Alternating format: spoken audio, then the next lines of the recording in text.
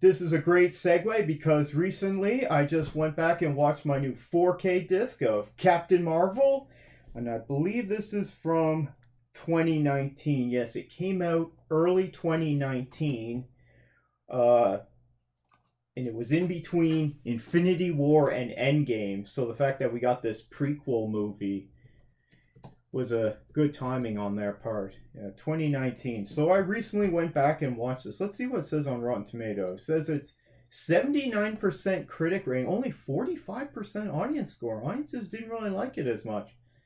I had a really fun time with this. Now, I did have a disappointing time in the theater. Well, also, this is a $1 billion movie, so if people are saying it's not really good, I mean, general audiences showed that they liked it by going to see it a lot. I'll look up the box office for this on boxofficemojo.com.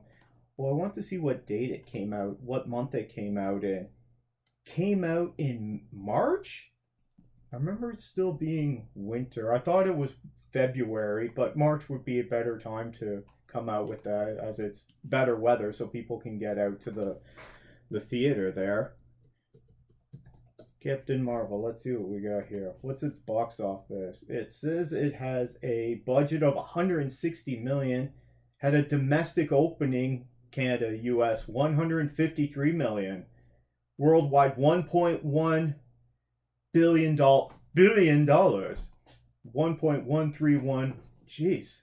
That's yeah, audiences liked it because they went to go see it. So I went back and I watched this.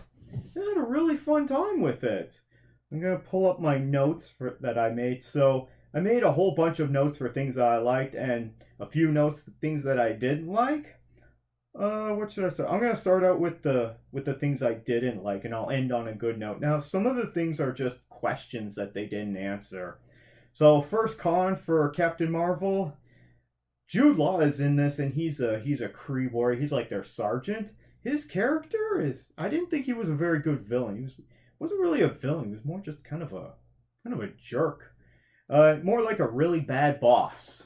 That's what the vibes I got from it. Let's see what we got here. When later on in the movie, Jude Law catches up with Carol when she's on Earth, and she has this whole movie she's got like this collar on her neck. Not really a collar, but just a little circle device. Carol should have ripped off that device when Jude Law found him the first time. Like as soon as they found him, and then it's like, you're coming with us. Why didn't you just rip it off then? Why did she keep that on? Why is the Kree squad able to hold back Carol so long in the fight? So near the end of the movie, all of them, Jude Law, Djimon Hounsou, and a bunch of them, they're all fighting her, but they're not superpowered like her. She's way overpowering them. Why are they able to hold her off so long, even with their technology? I thought, I'm like, this is kind of a forced. It just seemed like this is not really. It's like, sending Superman to go fight Batman villains. Like, it's kind of overkill. Anyway, I didn't think there was a. It was a fun time, and the music was good for it. Let's see, what are Jude Law, Djimon Hounsou, and the other people? So this is all about the Kree, and once again, of course I'm spoiling this, so this is a spoiler review. The Kree are supposed to be the blue aliens, like Ronan the Accuser, and we've seen some other Kree, and there's Kree on that squad that Carol Danvers is on when she's Veers. But Djimon Hounsou and Jude Law, they look human even though they're not. So are they human? Are they a different race? Is his blood blue or is it red? I don't know what's going on. So I just found that they should have answered that, because, and if they are human, why are they there with the Kree working for the Kree? Anyway, why are the Kree at war with the Skrulls? They didn't answer that. It was just the Kree made it seem like the Skrulls were these terrible alien race that just comes and takes over, and they're at war with them, and they're kind of wiping them out. Now, maybe the Skrulls are the bad guys, but I'm going to get to that in a second there. But they didn't explain why they're at war with each other. And Okay, why did the Kree train Carol to be a soldier? I'm guess they didn't fully explain it. I'm guess they want to control her and they put that device on her that limits her powers. So what was the point of this? Or they just was this just a plot so that they could get to have her lead them to the Tesseract? It didn't really make that much sense to me. How did Marvel, who so Marvel is played by Annette Bening, but she also plays the Kree Supreme Intelligence. If you haven't seen this movie, it's going to sound like complete nonsense. How did Marvel get the Tesseract to begin with? So, if she's got the Tesseract, which is that blue cube, which is actually an Infinity Stone inside, how did she get that? Wasn't that lost in the ice at the end of Captain America? By the way, if you haven't seen any of these movies, you can always go watch. You can just jump in at any time and watch them. You don't have to watch all the other stuff from before. It's just the people who do, they understand more about it, but you don't need to know all this stuff. And my last con is I don't know if this is so much a bad thing about the movie, but I think the Skrulls are lying. You got Talos, played by Ben Mendelsohn, and he's impersonating Fury's boss, the director at S.H.I.E.L.D., and then later on, he's appearing as himself as a Skrull, because that's what he is, and Skrulls are shapeshifters. Now, if this guy came to you and said, "Oh, we're just refugees, we just looking for a place to, for me and my family to live," like, they look like goblins or hobgoblins to me. They don't look like good guys. They look like if this guy said, "I want to come and live in your neighborhood," I don't know if I'd be okay with that. Maybe I just got something against green aliens that look like goblins, but I don't think this guy's gonna be a nice neighbor. These guys are gonna come and eat me in my sleep. Is more what I'd be worried about. And I don't think they're on the level. I think maybe. So when I first watched this, I'm like, no, I don't trust this. The Skrulls are bad guys. They're being chased and being exterminated by the Kree, but now they're being given refuge on Earth, and they're just going to take over, which is probably what Secret Invasion is all about, because Secret Invasion is when the Skrulls, the shape-shifting Skrulls, try to take over. So I think Ben Mendelsohn Talos and him and his family, I think they're all villains. So I don't believe just because they got kids there. Nah, I think they're all villains. And why was Marvel helping them? I think maybe they're just playing everyone. Anyway, that was everything that I had for things that I didn't like or weren't answered for Captain Marvel. However, I do have a whole lot of things that I did like. First off, when the movie starts, the Marvel Studios logo, when it flashes all the different characters, you see scenes they're edited into the Marvel logo.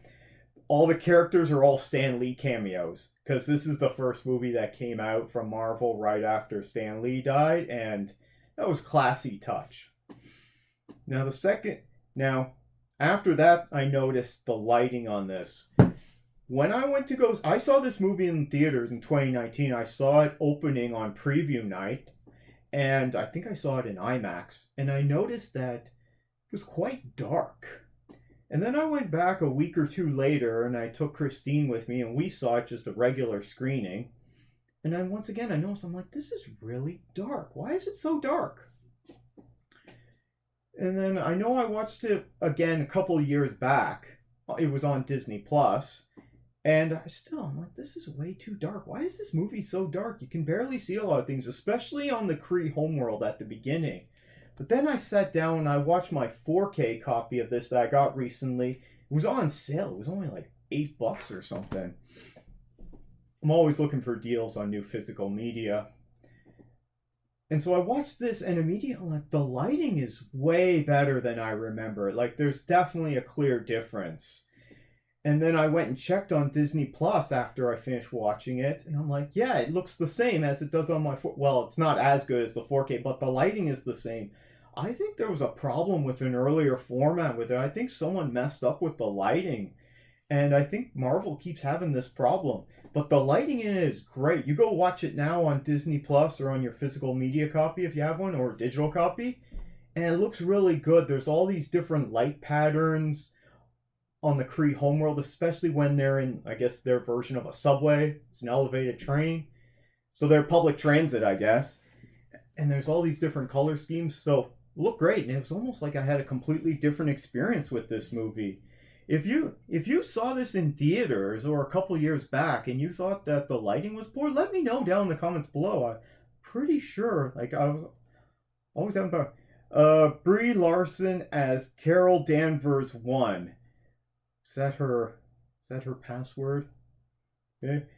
Supreme Intelligence is Annette Bening. Yeah. So if you've ever read the comics, or if you haven't, the Supreme Intelligence is this giant head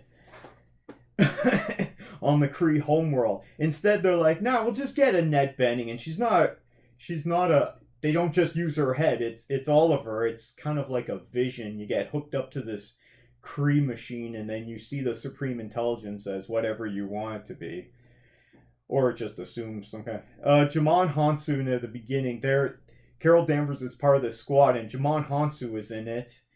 And that guy's in everything. He was in Guardians of the Galaxy, because then he works for Ronan later on. He's in both Shazam movies as well. He was in Aquaman as one of the fish people.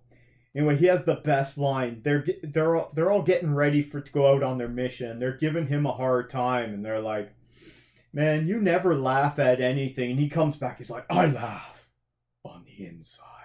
I thought that was great. His delivery of that line, he takes it personally. "I laugh on the inside." I thought that was great. That was the best line of the movie for me. Ben Mendelsohn as Talos as a Skrull. I think he does a really good job playing that role, but I think he's evil, and I don't trust that guy. I mean, it's Mendelsohn. He's Krennic in Star Wars Galaxy. We get to see the helmet with the mohawk, the Captain Marvel helmet. We see it at the beginning when she's with the Kree colors and they're underwater. And I think we see it in space there as well. And then later on, we see it in space again when she's confronting Ronan the Accuser. So the fact that they did that helmet from the comic with the mohawk, that's crazy. I can't believe they did that. Blockbuster. I did like the Blockbuster reference. I don't miss those stores at all, or going to video rental stores. I've always been someone who would rather purchase physical media if I like something rather than rent it. But that's a different topic. I like the line there, because they just call Earth C-53. They're like, "C-53? Yeah, it's a real shithole." That's what one of the Kree said, and I'm like, yeah, in the 90s, yeah, it wasn't very good. So, anyway, I thought that line was funny. Young Nick Fury is being played by Sam Jackson. I mean, this guy can do it all. And the fact that they brought him back for this, I think he was having a good time on that, and I enjoyed him in this. The laser tag reference. Fury makes a comment that Brie Larson, Captain Marvel, is dressed for laser tag. I'm like, yeah, that would be a thing that someone would say in the 90s. They had the Rock the Vote posters. Man, they've been trying to rock the vote for over 30 years now. It doesn't work. Clark Gregg back as young Agent Coulson, and he's really inexperienced. I enjoyed them bringing him back. Stan Lee's on the bus, does his cameo. He's reading lines on Mallrats script, which is by Kevin Smith. And I saw on Kevin Smith's podcast, Fat Man on Batman, that he actually got a call. He says he got a call from Kevin Feige that they were going to use that, and he had to keep quiet about it. I believe him on that, and that's a fun reference, because Stan Lee was making cameos back then. I think this is supposed to be in 95, and yeah, that is when they were shooting Mallrats. Let's see what we got here. Brie Larson throws off 3 guys holding her back on the bus. Yeah, because she was beating on the old lady, which is actually a Skrull. And 3 guys hold her back, and she just like throws them off. It's like, get out of my way. No, nothing more than just kind of a hindrance to her, because she's so overpowered with her superpowers. Let's see, we get the return of S.H.I.E.L.D. That was fun. I don't like that they got rid of S.H.I.E.L.D. so quick in the MCU. I think they should have kept it around longer and then got rid of it. She has to go to an internet cafe to look up an address. Oh, man. I don't miss those things, man. Internet in the 90s was not good. Anyone who tells you the 90s was a great period, don't believe them at all. The music, I did enjoy some of the music references that they used, although some not so much. It definitely had good ones in this. Some of the worst songs of all time have come out of the 90s, so I don't miss that time period. The bar scene between Fury and Danvers when they're getting to know each other, I enjoyed that. That was great. And he makes an AOL reference. He's like, they have to tell each other secrets, and it's like, well, you want my AOL password? The cat Goose, which just kind of comes out of nowhere at the Pegasus project, but the cat Goose, I enjoyed that. I'm sure Fluffy Kitty enjoyed that. She was watching it with me. The storytelling for Carol Danvers' origin story. Carol Danvers as Captain Marvel's origin story I always found rather convoluted in the comics, let's say. And I think they did a good job of this because she's in the middle of her origin story when we first see her at the beginning of the movie on Kree Homeworld. But she's only partway through her origin story. And so she has to find out her past while moving forward because she doesn't know what happened to her before. I think they did a really good job. And I, for one, am not a fan of origin stories. I'm so sick of seeing, Batman's origin story, Spider-Man's origin story, and origin stories in general. I'm not into that. I'd rather just jump into the action. This is the character. This is what they do. Let's go. I don't need to see how it all got started every time. We can always go back and have flashbacks to that. Kind of like what they did with The Incredible Hulk from 2008, where they just jumped right in and they did the origin and just in flashbacks in the opening credits, or Batman from 1989, just jump right in. Michael Keaton, he's Batman, let's go. They can allude to the origin story later on. But this one, I enjoyed it. We get Lee Pace back as Ronan the Accuser. He's one of the Kree and he's blue.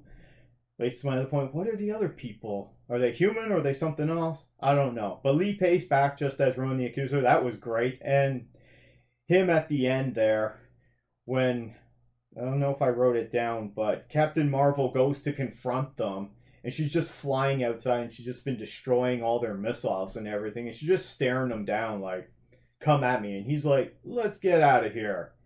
That's exactly what you should do. And he lives to fight another day, and then, tangled with the Guardians. But that's a different movie. Let's see what we got here. Oh, yeah. When they get the black disc information, and it's on a CD, they put it in the computer, and they're all standing there.